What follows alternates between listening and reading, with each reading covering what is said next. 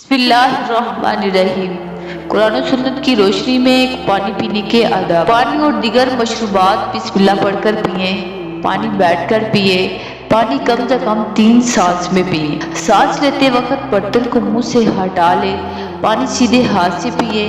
پانی دیکھ کر پیئے، کہیں برتن یا گلاس میں کوئی کیچڑ، کیڑا مکوڑا اور کوئی نقصانات دینے والی چیز نہ ہو۔ اگر گلاس یا برتن کا کنارہ ٹوٹا ہوا ہے تو اس جانب سے منہ لگا کر نہ پیئے۔ پانی وغیرہ پینے کے بعد الحمدللہ پڑھیں۔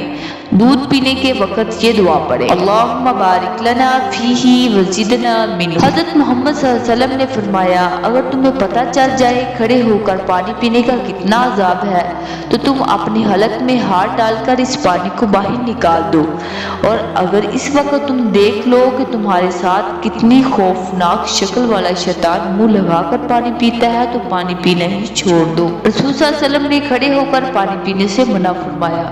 کھڑے ہو کر پانی پینا معدے کو نقصان پہنچاتا ہے، اس لیے اسے بچنا چاہیے، اور دماغ کے پردوں کو نقصان بھی پہنچاتا ہے۔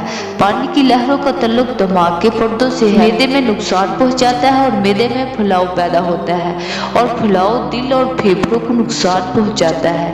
اس کے دباؤ سے آنتڑیوں کو بھی نقصان ہوتا ہے، اور کھڑے ہو کر پانی پینے سے سانس کی نالی کو بھی نقصان کا خدشہ ہے۔